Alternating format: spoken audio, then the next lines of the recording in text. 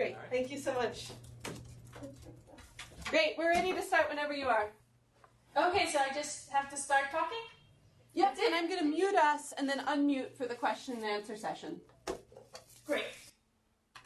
Okay, so my name is Ifat Monikenda, and I have a project working on Eastern Christian law, or early Christian law. My question is how to study ancient law. That's my question. How to study early Christian law. And this is the reason why I came up with this database that I want to present today. What do Christians do? What kind of law they follow? What are their sources of influence? What's going on? And so before I want to present the project itself, I want to first explain the state of the problem and the state of the research in this field, which doesn't really exist. So, in late antiquity, we have about 3 or 4 well-established legal systems. We have rabbinic law, which is Jewish law, and it has a very good literature, Mishnah, Tosefta, Babylonian Talmud, Palestinian Talmud, all that. We have sectarian law, which is slightly different and slightly earlier than rabbinic law. It's all the stuff that was found in Qumran. And we know that there are differences, but it's still part of Jewish law. We have Roman law. Roman law is the law of the empire. It was edited in the 5th and the 6th century. 6th century in the Corpus Iuris Civilis, in the 5th century in the Theodosian Code. Very big codes that collect stuff from the 1st to the 6th century around. We have other sources. Now, and this is important, this is the law of the empire. Supposedly, people are supposed to follow that. Other than that, starting from the beginning of the 20th century, we know of Greek law. Greek law is the law of the papyri, which means that papyri were found mostly in very dry places like Egypt and the Judean desert, not because these are places where the only places where Greek law was followed, simply because that's where it's preserved. And it's not always the same as Roman law. So we know that some people don't follow imperial law. In this legal culture, Christian law is starting to develop. And like other aspects of Christianity, it probably draws from its surrounding. The problem is that we don't exactly know what kind of law Christians have. And the reason is that there are not a lot of legal texts from early Christianity. So we have these 3, the Didache, Didaskalia, and Apostolic Constitutions. These are church orders. They also cite one another, so, I mean, it's very limited. We have Basil's canonical letters, which are only 3 letters with between 200 and 300 canons, but it's not so much. There are a few other letters, but still it's limited. We have the councils, also starting in the 4th century, and they too discuss only very specific subjects. And, well, you might add a few more, but that's the general picture. There's simply not enough texts. But what we do have a lot is non-legal literature. Non-legal literature is a very wide definition for anything that Christians wrote, like bishops, for example, biblical commentary, theology, historiography, polemic writings, hymns, all that kind of stuff. It's not legal, but it preserves legal traditions. It preserves evidence of practice, of legal concepts. There are things there. Now, how do I know that I could find law in non-legal literature? So, simply because I did that already. I mean, this is what I did in my dissertation. I read through Ephraim. Ephraim is a Syriac Christian writing in the 4th century. writing a lot of stuff, nothing legal, like biblical commentary, hymns, some polemic works. And I searched through that and read, I simply read everything, and whenever something came up that was significant for understanding Ephraim's legal concept, I took it out and put it in a Word document. It was not very sophisticated. Doing that, I found a lot of things, or a lot of evidence that could teach me about Ephraim's law and could lead me to some conclusions regarding Syriac Christianity and its relations to the Roman Empire, to Jewish traditions, whatever. These conclusions are not important right now. What is important is that I found I found enough evidence to reach significant conclusions. So if I could do that on Ephraim, then I could probably do that on other people. More than that, doing that, I also try to look around, but I did that very unsystematically. So when I found something significant in Ephraim, I searched for parallels in other Christian writings from his period or earlier, and I did that according to secondary literature. If it was a biblical verse, I did it according to the verse. Sometimes I use terminological terms, I searched for a term through digitized text, but all that was not systematic. Nevertheless, I found stuff. So if I did something unsystematically and found things, I assumed that doing it systematically would lead to even more findings. Okay. So, this is what I want to do. I want to search for evidence of law in non-legal literature. And the question is still, so I do know that it does exist, but the question is why? What's so important about this? And as I explained, the first importance is simply because I don't have anything else. The other thing is that different genres lead to different type of evidence, and different type of evidence have a different value. Okay, so mining out evidence of law or legal concepts from non-legal literature is mining out indirect evidence. And indirect evidence is important because it's the evidence of the innocent witness. We didn't mean to say that. This is not the purpose of the text. The text is, for example, biblical commentary. But it still exists there. So it is more likely to tell me what people actually did, what legal traditions they preserved, not what they were told to do. And here is the main assumption that I have. The assumption is that there's a gap between practice and norm. It's not the same. Now, I'm sure the people in this room always do what they're told to do, but I'm not sure that's true about Christians in the first centuries. And this is why I think so. It draws from three disciplines. So first, the study of early Christianity in general. Usually, let's say, theology, early Christian theology, would be studied in comparison to Greek and Roman philosophy or Jewish philosophy. The assumption is that they drew from both. Same thing about biblical commentary. The assumption would be that they're influenced from both. So if they're influenced from both, why would that not be true regarding law? And if that is true, that would mean that even though Christians are citizens of the Roman Empire, they don't necessarily follow the law of the Roman Empire.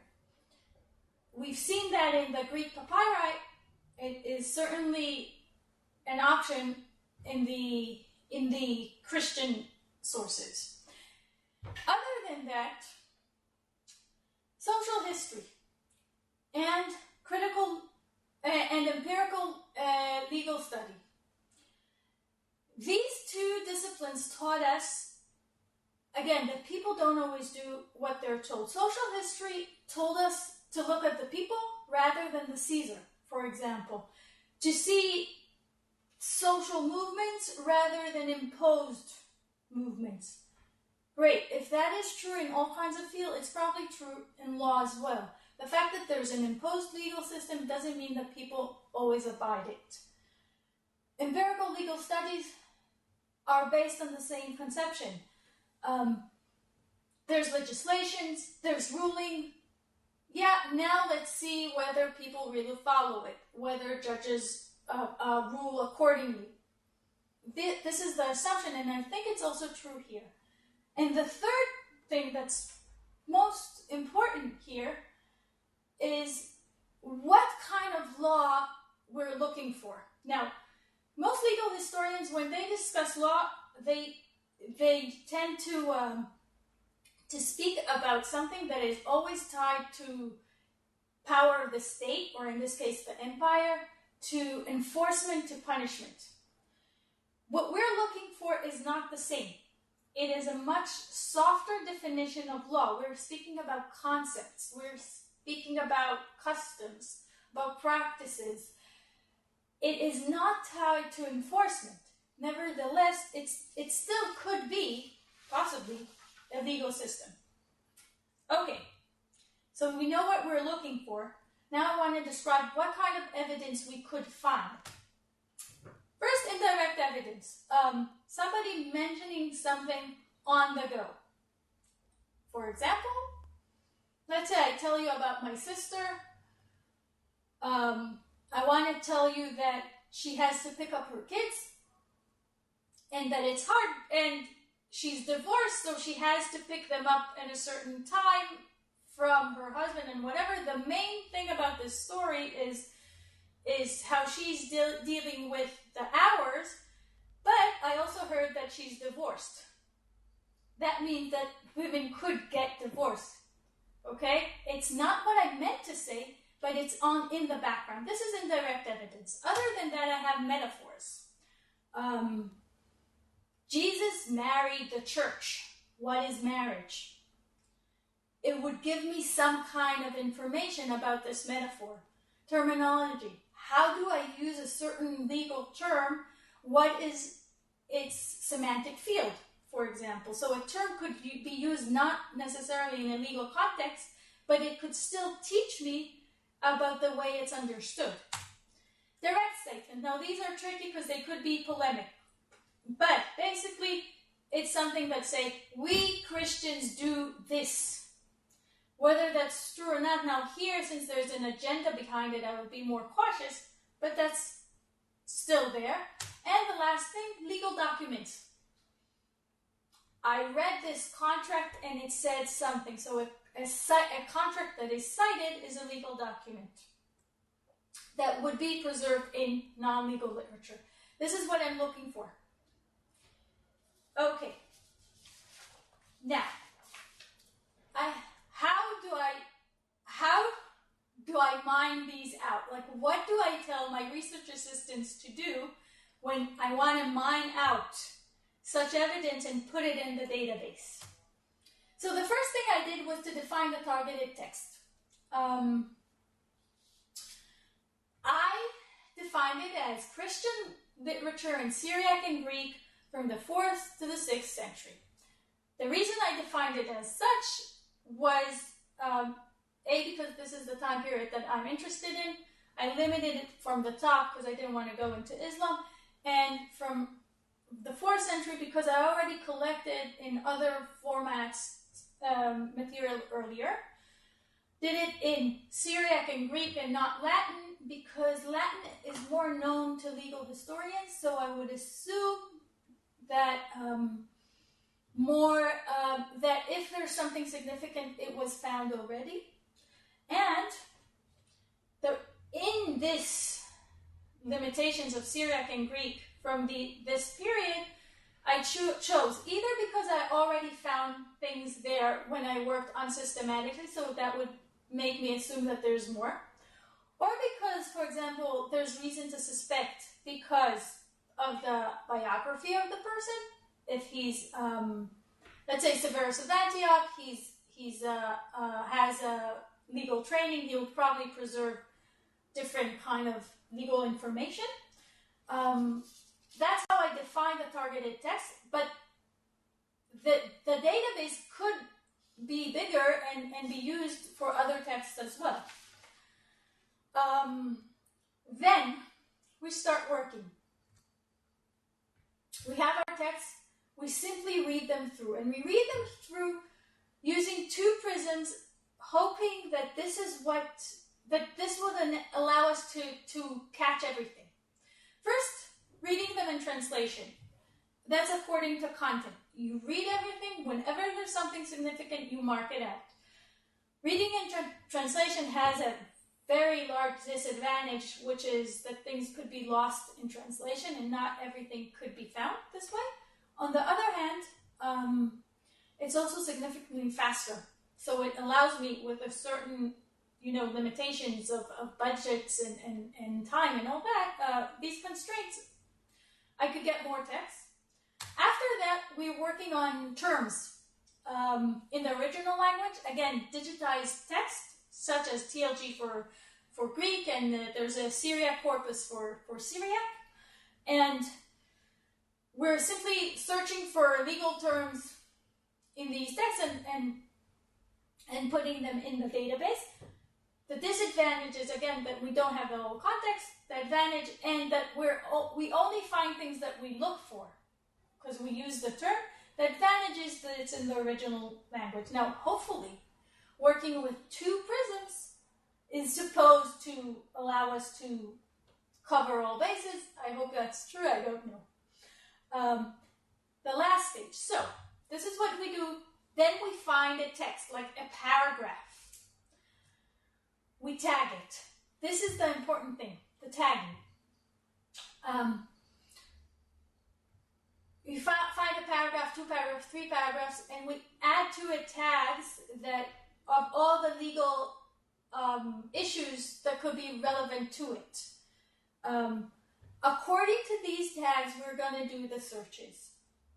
Not necessarily, but mostly. And this is the metadata that is important in this project. Now, organizing the information, and this is the building the database. As I said, I'm not a programmer. I have no idea how this database actually works. I could tell you SQL or something, but I don't know exactly what that means. But what I do know is that the way I put in the information is going to determine the way I'm going to get the results. And the way I'm going to get the results is in itself the significance of the database. Now, the purpose of the database is not to organize all the information I collected in a neat way. For that, I could use a spreadsheet. I don't need that. The purpose of the database is to surface out links, ties that I didn't think of, to inspire new questions that I wasn't searching for, to tie between things that I didn't tie. This is the purpose of the database, not to tell me what I already know, because I'm the person who put everything in, so I'm supposed to know that anyhow. Now, to explain this, I'm simply going to move to the database and show you how it works. This is it. Okay. I'm going to go to, right now, currently it's locked. All you could see is this, which is not very nice right now, but it will be. Some information about us, some useful links that's not interesting, and this is what you can't see. All these are SQL tables or something like that. They're all connected to one another. I'm only going to go over this one, the manage paragraphs one. Let's say a student found a paragraph. This is what he puts in. So he chooses the community, let's say Christian, even though you see that there's room for other communities. He chooses the composition type. Let's say it's a theological composition. He chooses the composer, Eusebius of Emesa. No. Eusebius of Emesa. Eusebius of Emesa is important. Why? He doesn't have his own writing.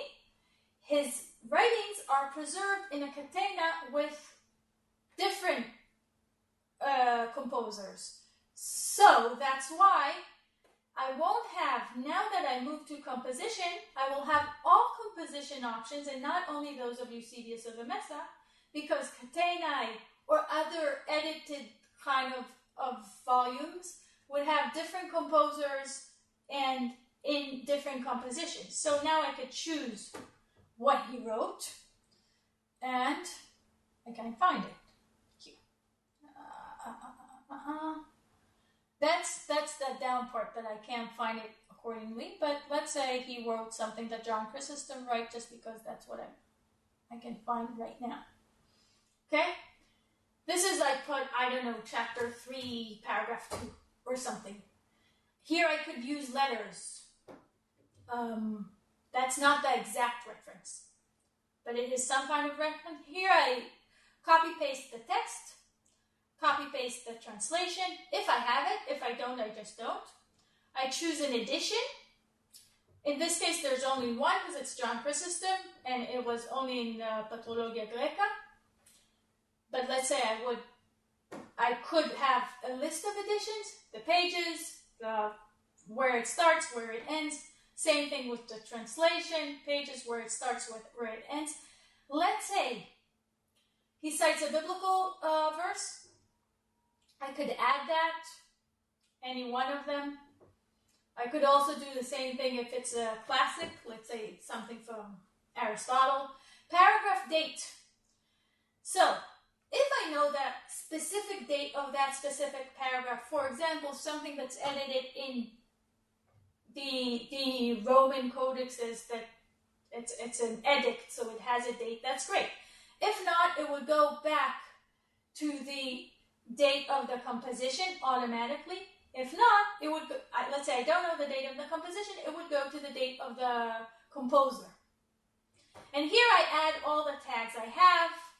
Most of them are already listed. Let's say betrothal, but I could add any number of tags. Most of them are listed. If I find something new, I add it, but check first that it doesn't exist already, and comments. And I don't save these changes because I just invented this. This is how it comes out. So this is the information I put in, and this is how it comes out. In 4 ways. So first I'll show you, this is how I could search free text, just a word. I could search according to the tags. I'll show you this in a minute. Add a tag or more than one tag or an and. According to the date range, we entered the dates of either the composition, the composer, or the text itself, so I could limit the search to a date range. I could limit it to the hierarchy, which is the community, the type of composition, the composer, right to search right just for someone specific. I could limit it according to language, the language of the text, the region, and according to the verse.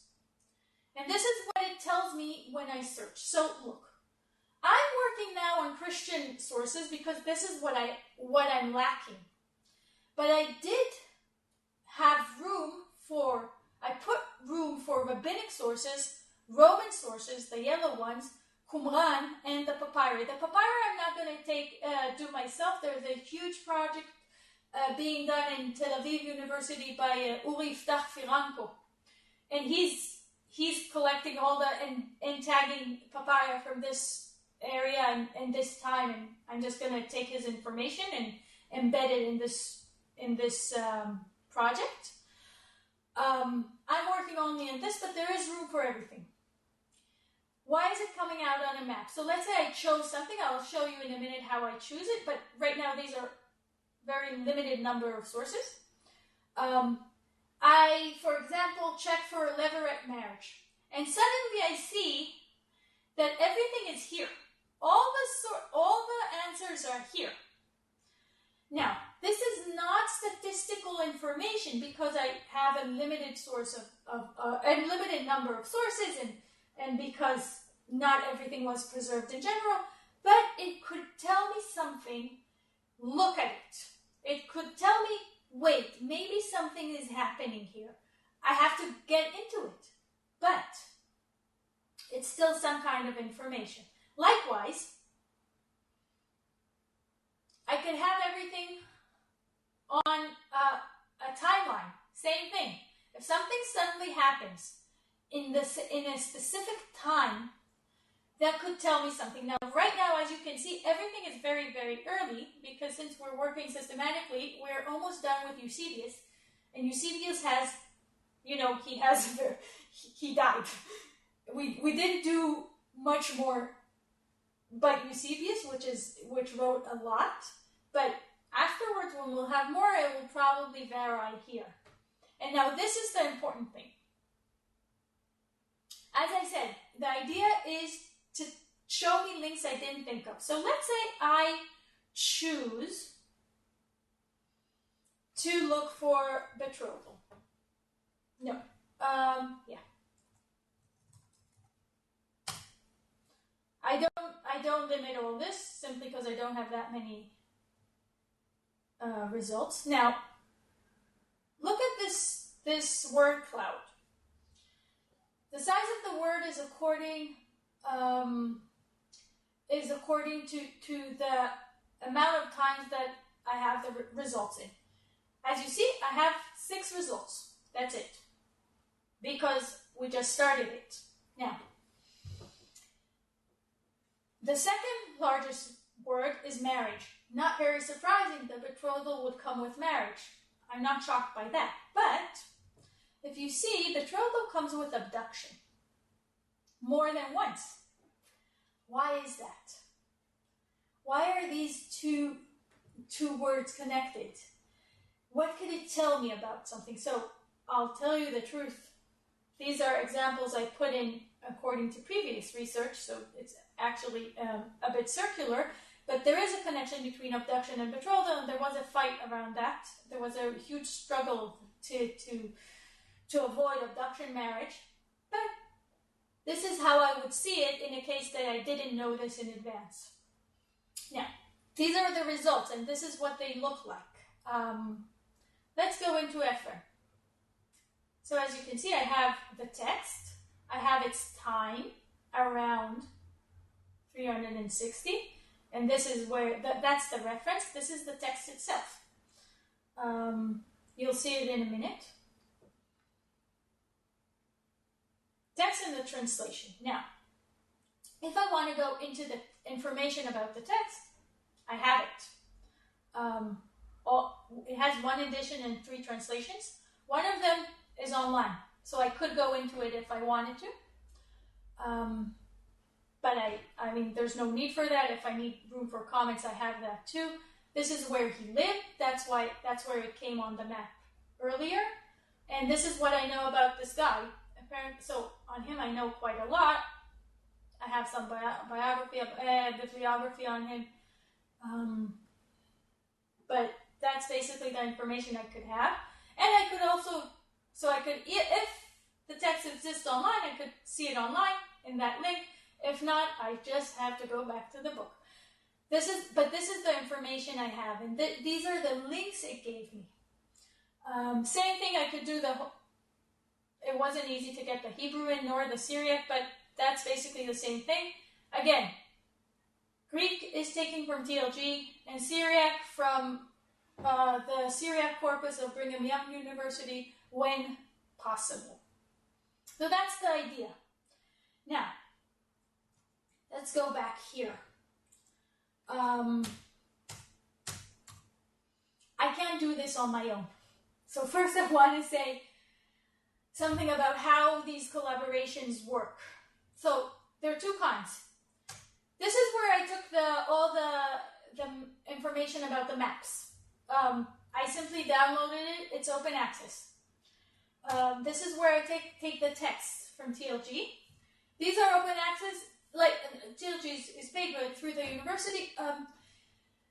I don't know them. They don't know me. They simply allowed it. Plagueis is actually, I think, important here because there are other projects that are also based on phages that I would somehow want to integrate into my map. But currently this is what I have. Now, this is the Syriac corpus. It is only partially open to the public, but I work with collaboration with them.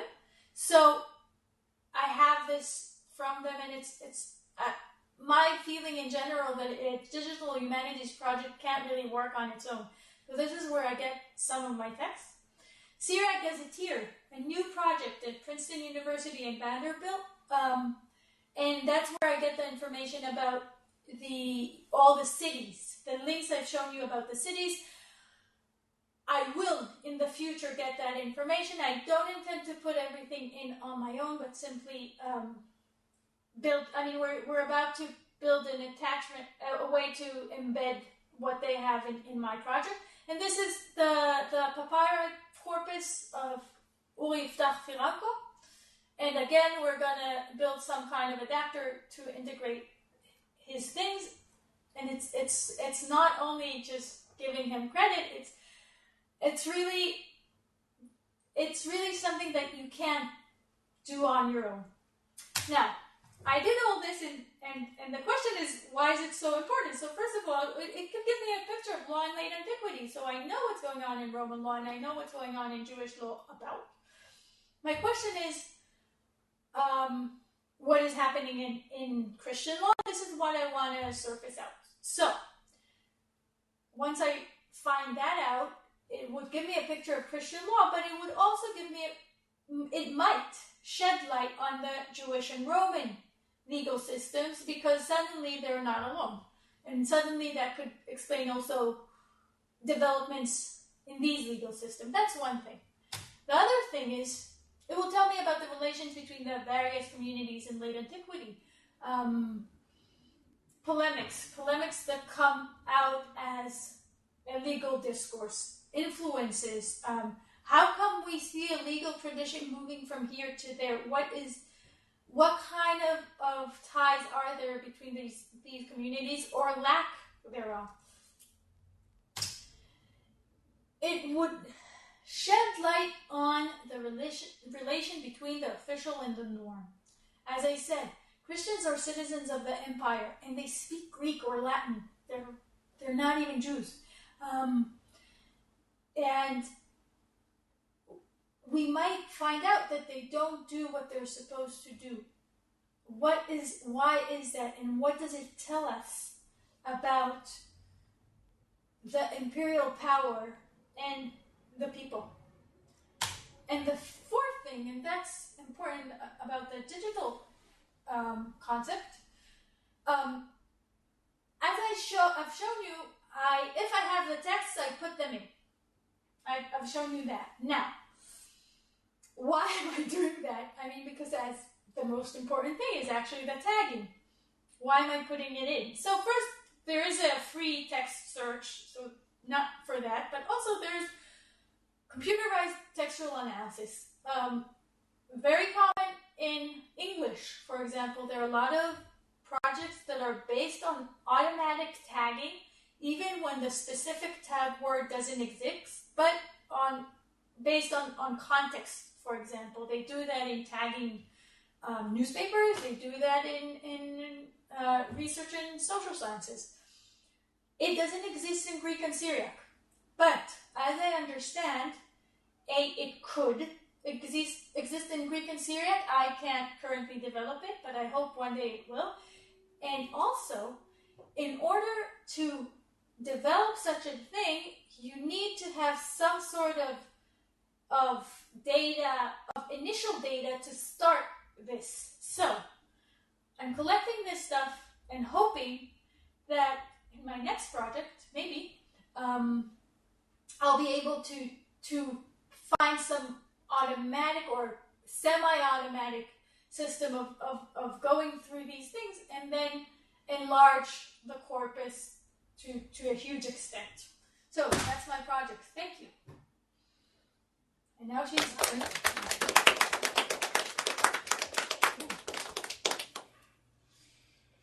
So, okay. Yeah. Fragen.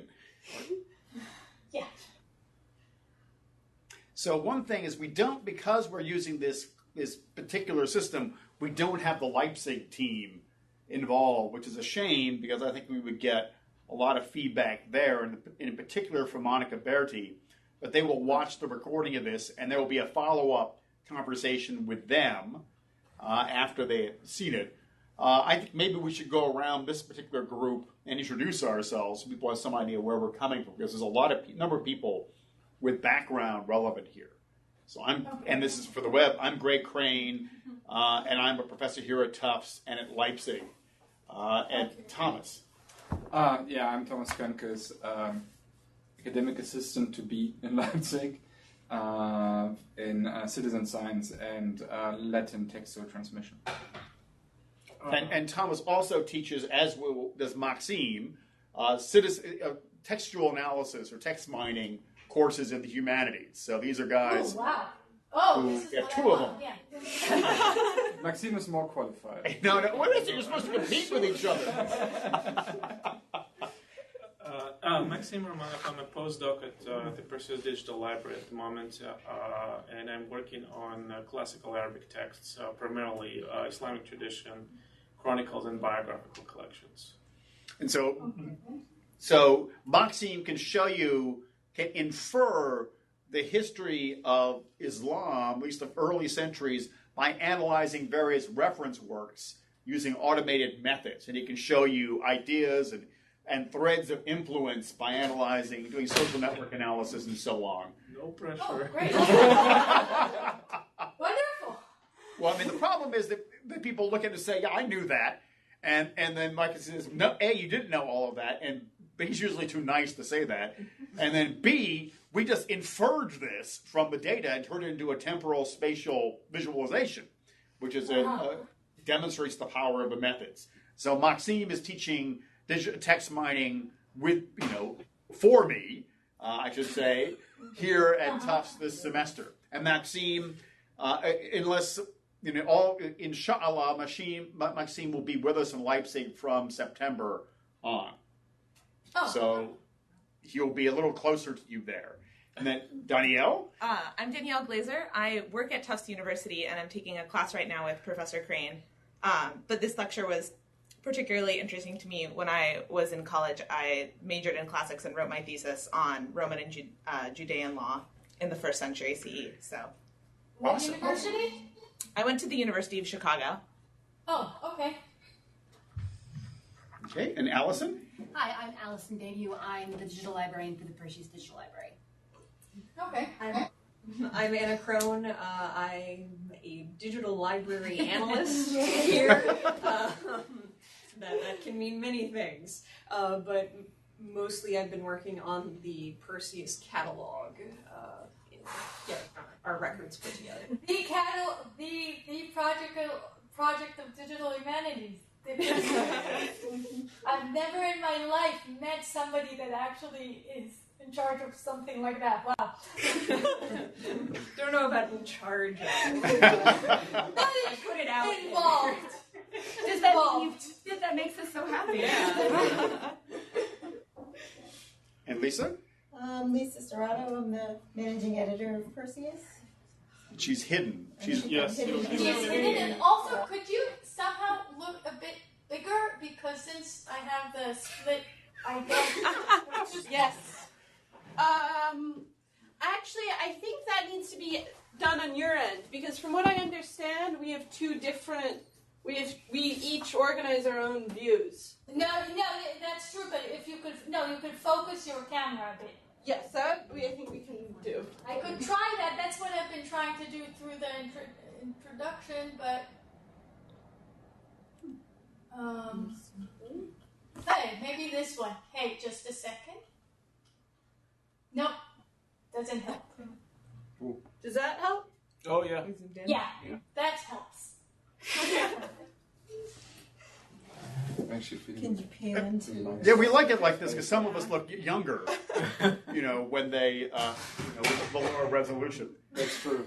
True, but still. And there's Lisa. Hi, Lisa.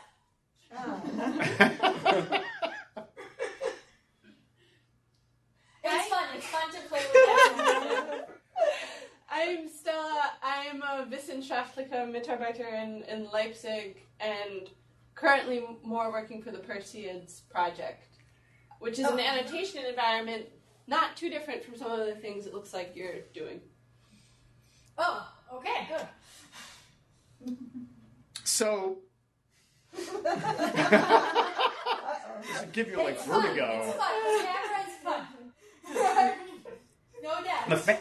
The fancy cameras track your voice and zoom in on you, you know, like a terrifying aiming system. And on my face, So you're saying that Stella is actually sitting inside every fancy camera. that's right. You're saying. So, We should be so lucky. It's actually a bit like Space Odyssey 2000s on with the I red can't light. hear you. So- I can't hear him. There's a red light on the camera and it's a bit creepy like Space Odyssey 2001. I want to address the camera as hell instead. Yeah. so we can call Stella the mechanical Mitarbeiterin instead of the mechanical Turk, which you probably aren't allowed to use anymore because it's politically incorrect. All right. So I think this is a really interesting project because it's intellectually, it's obviously compelling for all the reasons you described. It's compelling also because it's crazy hard to do given the languages involved. I mean, you have to deal with Syriac, Greek, Hebrew of various kinds, and some Latin you have to be able to cope with. And Aramaic, yeah, and other dialects of Aramaic, yeah. Yeah, so you know the set of people who can manage all these languages is not huge, and you've managed to do this with the resources available to you online.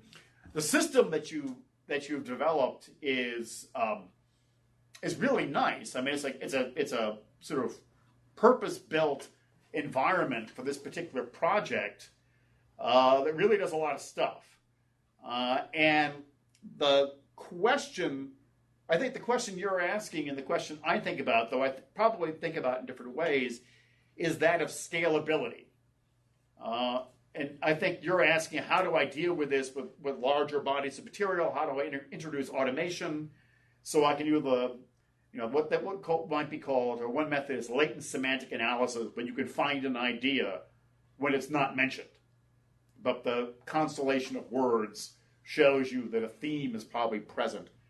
Exactly. How do you, because you're dealing with the Christian corpus of Greek and Latin is far larger than the classical corpus, as you know, and much less studied, relatively speaking. So the Patrologia Graeca has 40 million words of Greek in it. And even if you deal with, Dio Chrysostom has 5 million words. By far the biggest author surviving. So finding stuff in that, a PhD exam requires you to master 1 million words of Greek and Latin. And nobody ever reads that much. People don't read that much afterwards, unfortunately. So 5 million words, just one author, that's a lot to read through beginning to end. So as you say, you really need to combine close reading with so-called distant reading or text mining. Also, the question is, how do you sort of generalize the system that you've got? Because the system that you have cost a lot of effort to build, and obviously where's it going to be in 20 years? Probably you don't want to deal with it for 20 years. But what your system has done is demonstrated the features that are needed to drive a really compelling intellectual problem that deals with scale, a lot of material across languages and across cultures.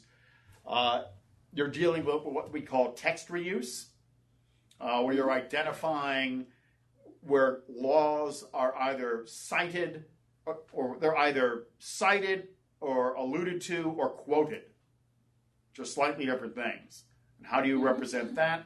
Again, how do you tell, what is your confidence that you've got a quotation as opposed to a paraphrase?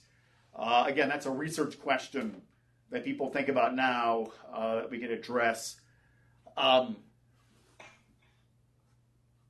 It's a really, And then there's the issue, of course, of the materials. So the Syriac stuff that I found at Brigham Young, the stuff I could find that I don't even have a font for it on my computer, nevertheless, is available under the right license. And licensing is something we're not used to thinking about. So the TLG is accessible to you because, university pays the bills. It's not, yeah. But they come and sue you. I mean, they really are pretty ferocious if you give away their materials in a very, very predatory way. Oh, so, no. I don't have very long. I know. I checked everything about this. Yeah. So, I mean, we spend our time trying to a lot of our effort goes to trying to produce open versions of things that you could cite and work with without getting sued. Okay. So I have a few things. There is a font for Syriac, and it's actually a Unicode. It's a Unicode. It used to be a font that was built on English, even though Syriac is written from right to left, so you had to write like mirror-wise. But now it's simply a keyboard. I mean, and it's a Unicode, and you could, the same way you switch between Hebrew and English, you can switch to Syriac. You see this one here, little thing? Syriac. Yeah. So in that sense, it did improve. Now, the Syriac corpus in Brigham Young is run by Professor Christian Heel. He's a colleague of mine. We were very close, and that's why I emphasized the collaboration so much, because I get the text even when they're not online. Yeah. The question whether the big question is the funding. Christian Heel is going to in the future put everything online because he has funding for that, and that's part of the demand of the funder. I'll give you another example. Is that Mellon money? Was that a Mellon project? I have the no Mellon idea. Foundation? I think he has way more than one thing there. But I want to show you in this context this picture. Now this picture, I think, is the best picture for a digital humanities project in the ancient world. It's a laptop. Yes. Yeah, as you can see, I'm not sure whether it's a PC or a Mac, but it certainly has a hole for a USB. Actually, it's something that's called diftachus, and it's something that you can write on. This is what it is.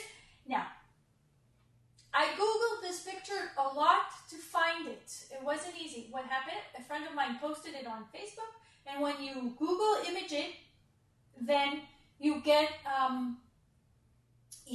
a lot of conspiracy websites as a proof for a laptop, of course, all that. And also Elvis is alive, and yeah, it's the same kind of thing. Until I found it in a museum in California, and it's open access. I'm saying this not because I have to tell you that I didn't steal it, but to tell you that because their foundation demand was that it would be open access, and this is what allows it, and this is what could promote. Well, I don't need this in my research; it's just cute. But in general, if somebody would, the fact that the foundation insists on it being open use, actually, not even open access. Some foundations now in Europe. And for example, this one is supported by the European Commission, even though it's not completely like that. In their demands to receive grants are based on this, on like making things accessible, outreaching the public, things like that. So that is in that sense. As far as the languages go, look, it's an indexing project. I'm interested in law. It could be an indexing project of something else, but the system is there. I need a lot of languages. That is true. That's why some of it is in translation. And also the larger problem is what kind of students I could find that would do this.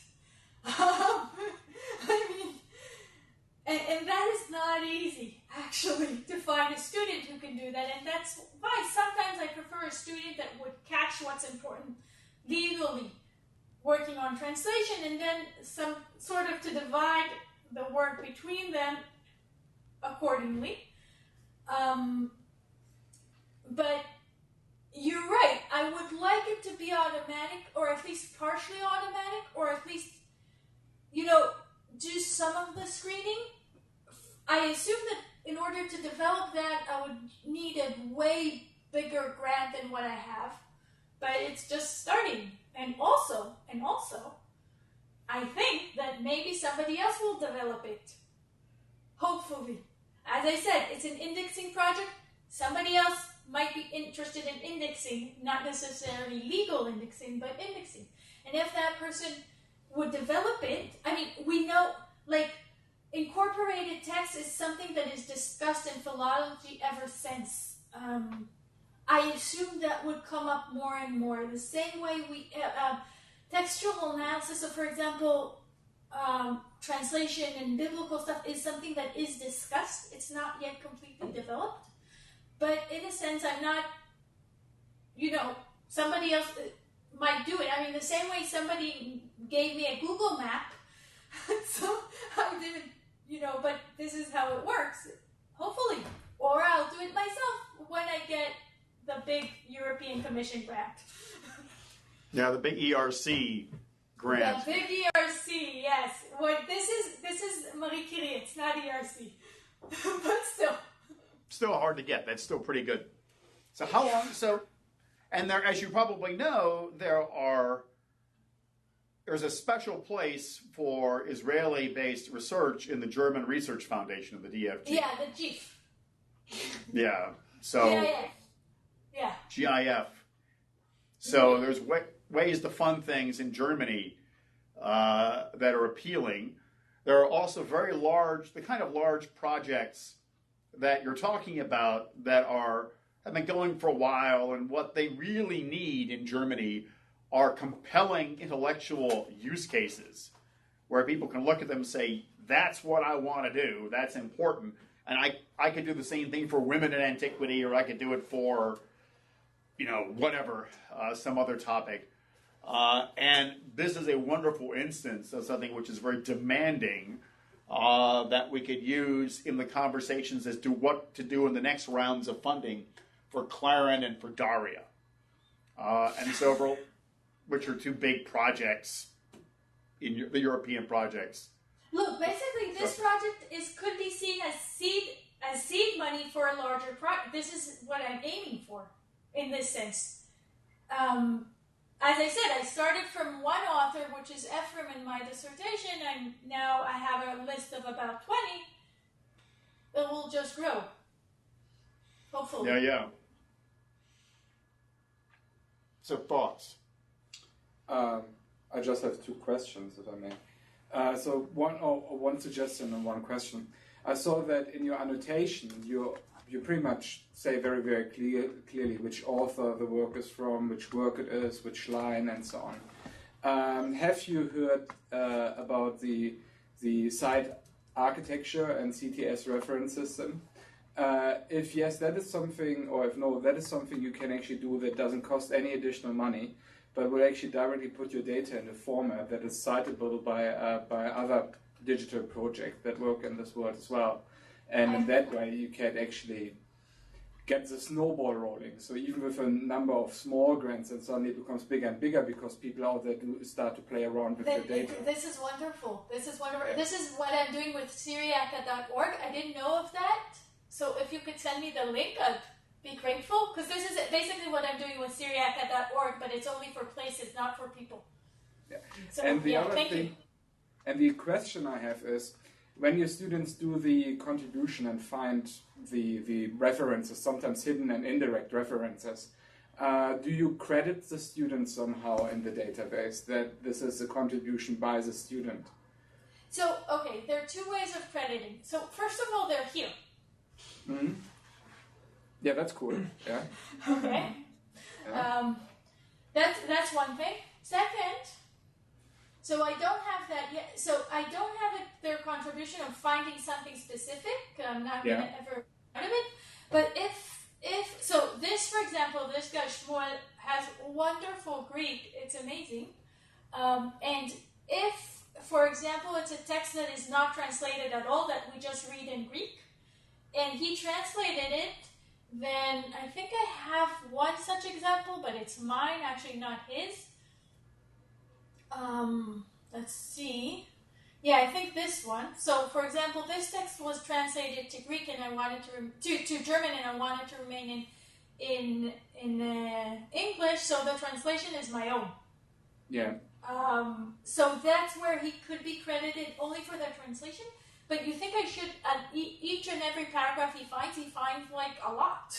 I mean, sort of not... Yeah, but that is great. I mean, if you work with a class, for example, and if you give them the contribution to that could be part of their assignment.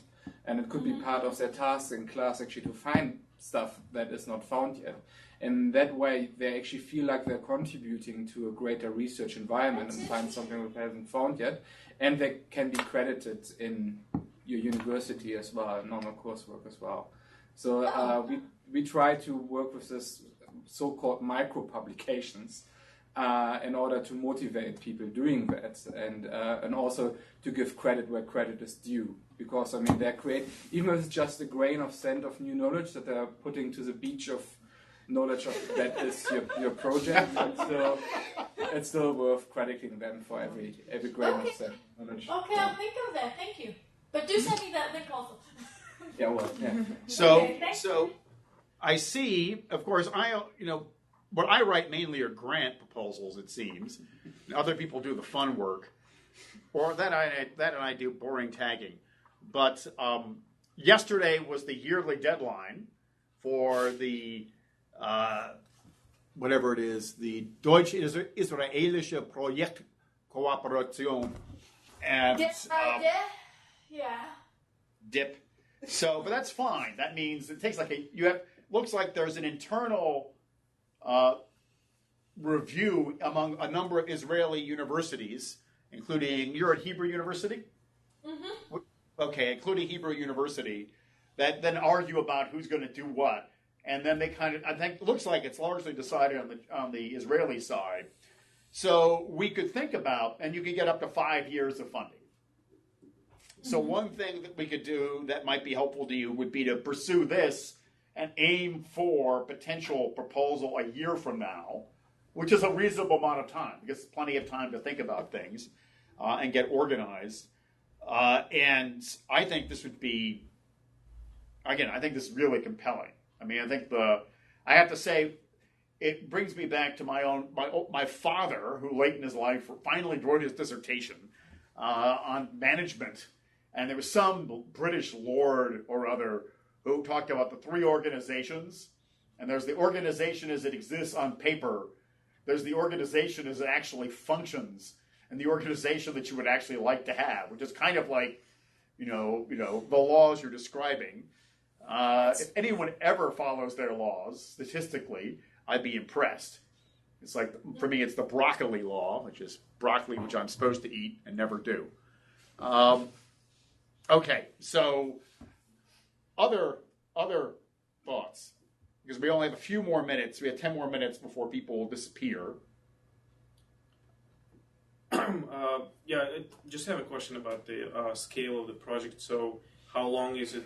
The project itself is going to last in this phase, and how much material you're planning to incorporate in this project?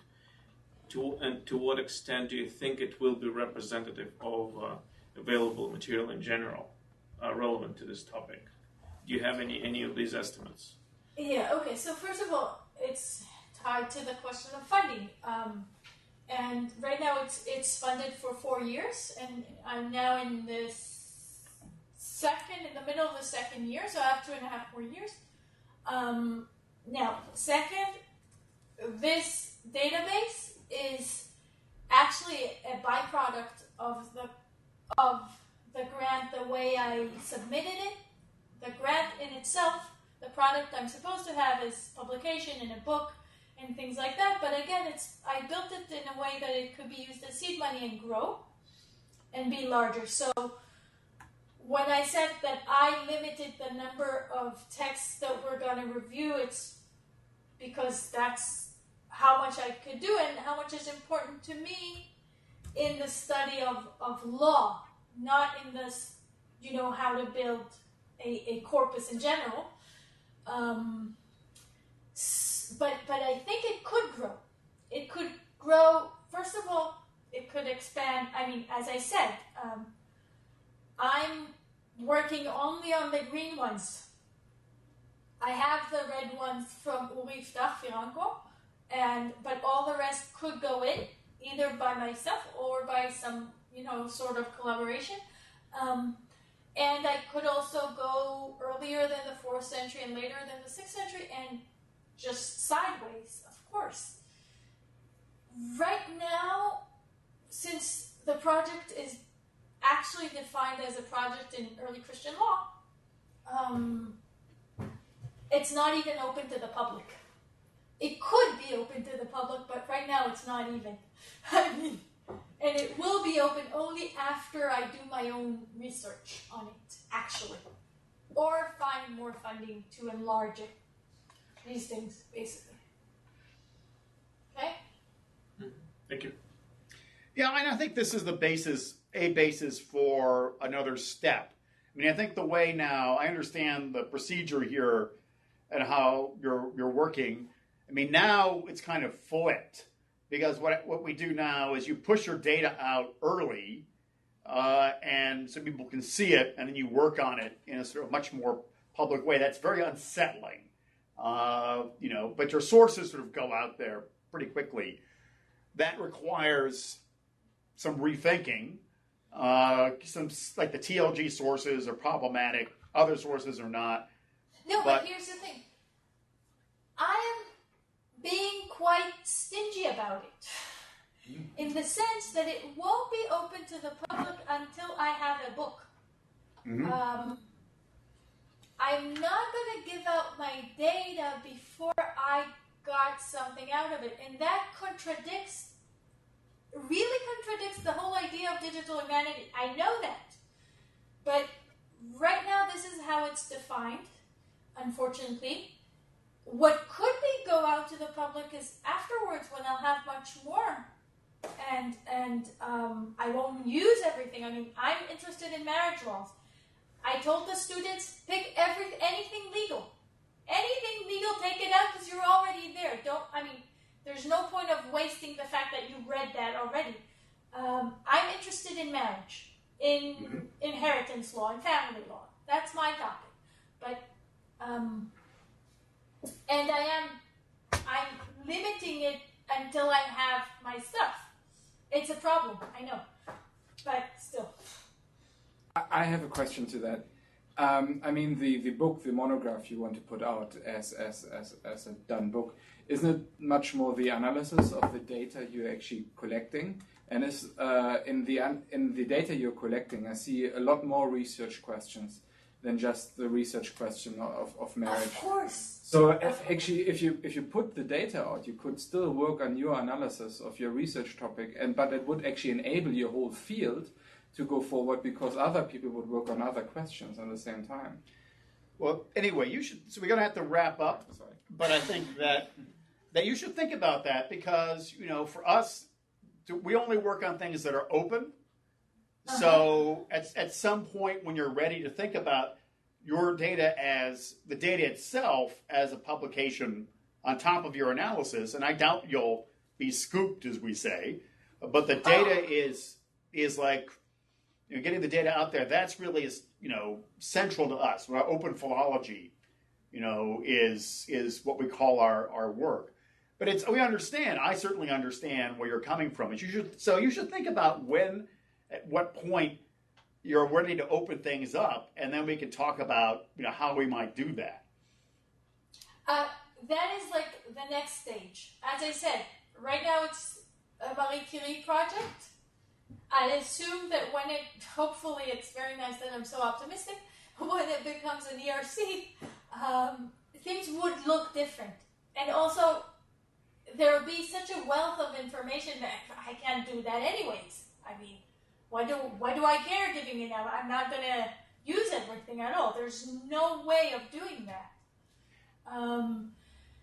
I would say that my opinion, your odds of getting an ERC will be much stronger if the data is open already. I think so too. But right now it's just, it's the small project that could lead to that, but it's not there yet. So I mean, it's also I also think that some things should be built in a different way, and it doesn't necessarily have to work on paragraphs, but maybe on a long text that is sort of annotated. And then the search it could be, in 3 lines, in 10 lines, in whatever. These, for example, are things that are going to change. That's why I don't want it out yet, because I can't even back it up. It's not mature enough, I think, at this stage. So that's also another reason why it's locked. Well, I would just say that it looks pretty mature to me. The fact that you're going to change it, and the fact that it's going to be in a different form, distinguishes it from no other project on Earth, because nothing's ever mature, and it's very impressive what you've got. So I wouldn't be. Yeah, you could look at it and say, I want it in brown, not in green, or I want it in 4 pieces or 8 pieces or whatever.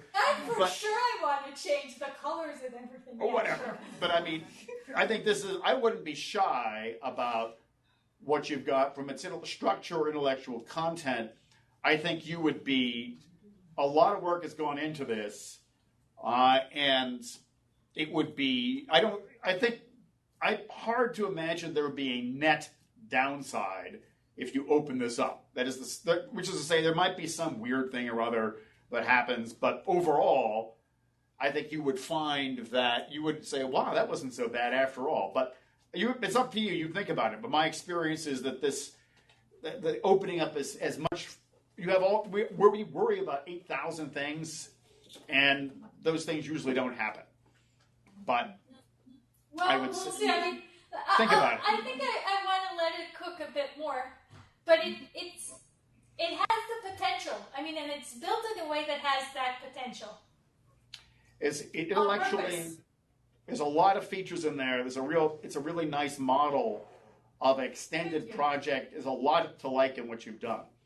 So, and the thing is that I don't even know how it's built. I have no idea. But thank you. Okay, so I think at this point we're going to have to finish up. So thank you very much. Thank you. Thank you. Thank you. Thank you. Okay. Okay. Bye.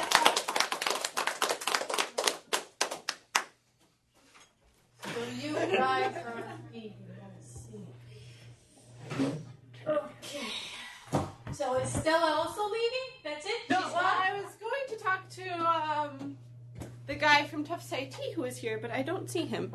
So now let's try to figure By out. the way, it still says that it's recording, not that I'm on. Yes. But just Yeah, I'm not totally sure how to stop it. That's why she was. That guy would be in charge, trying to get off. I would hope that off would be. Oh, and call.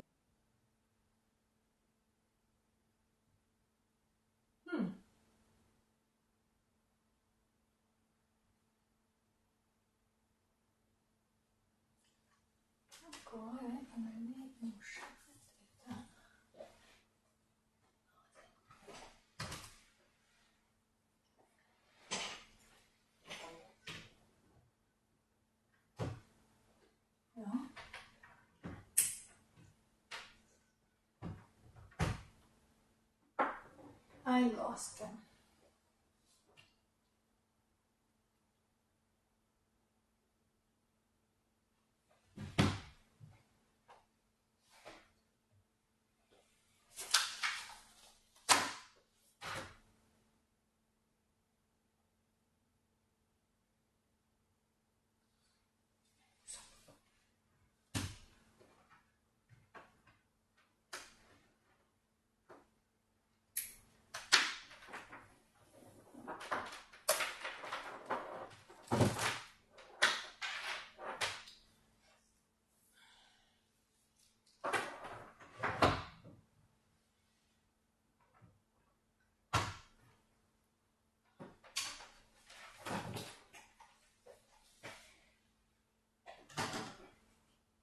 מקשרים.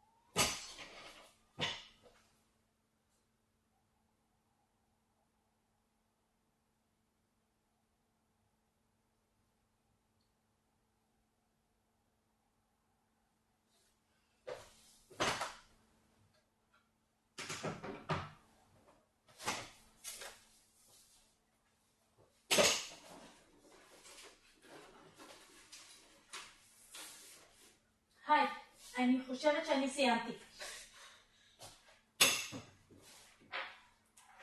סבבה. ביי.